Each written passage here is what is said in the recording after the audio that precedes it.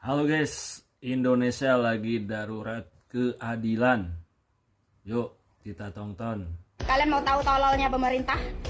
Kalian udah baca berita kan bahwa pemerintah punya wacana.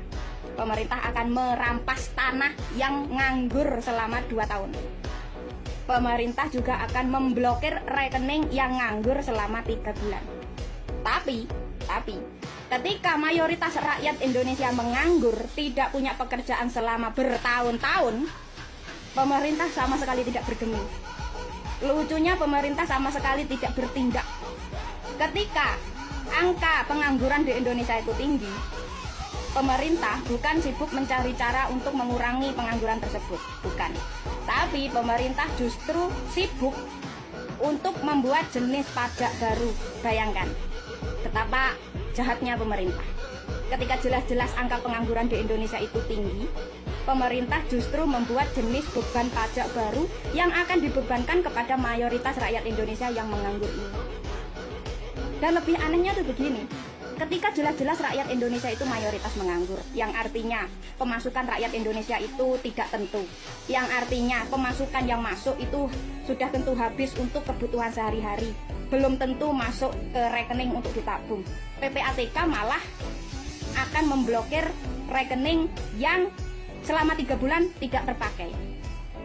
Bayangkan, ini rakyat Indonesia udah sulit cari pemasukan, dipersulit juga rekeningnya akan diblokir.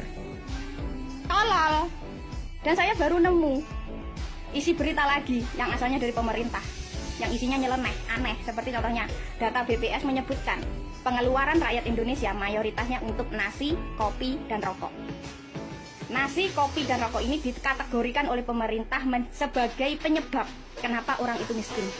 Coba bayangkan, ketika jelas-jelas angka pengangguran tinggi, dapat pemasukan minim, pemasukan itu dipakai untuk beli kopi dan untuk kebutuhan perut, malah dikategorikan sebagai penyebab orang itu miskin. Coba bayangkan betapa tololnya pemerintah. Jadi nggak heran kalau kenapa tahun ini banyak supir truk yang tidak mengibarkan bendera merah putih di atas truk mereka. Karena udah jelas pemerintah kita tahun ini tololnya kuadrat.